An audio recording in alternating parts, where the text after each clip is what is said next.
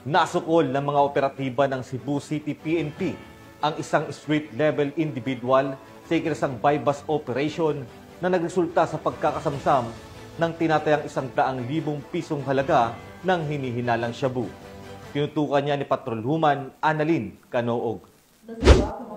Ang nasa 102K na halaga na hininalang shabu mula sa street-level individual sinilunsad na bypass operation sa Barangay Kaputaw, Cebu City nito lamang Martes, 7 ng Oktubre sa taong kasalukuyan. Kinilala ni Police Major Timothy Romanelas, Station Commander ng Police Station 2, Cebu City Police Office ang suspect ni si alias Ungas, 48 anyos, residente ng Purok 3 Lower Barangay Kaputaw, Cebu City. Dakang alas 8:40 ng gabi nang magsagawa ng bypass operation ang operatiba na kung saan naaresto ang suspect. Nakuha mula sa kanya 3 pakete na hinalang shabu na aabot sa 15 na gramo at may standard drug price ng 102,000 pesos, Winston na cigarette box at bypass money. Agad na dinala ang suspect sa nasabing himpilan para sa dokumentasyon at tamang disposisyon. Patuloy ang maigting na kampanya ng kapulisan laban sa illegal na droga bilang bahagi ng advokasya para sa isang ligtas at maayos na pamayanan sa ilalim ng bagong Pilipinas. Mula dito sa Cebu City Police Office, ako ang iyong Police News Network Correspondent, Patrolwoman Annalyn N. Canoog.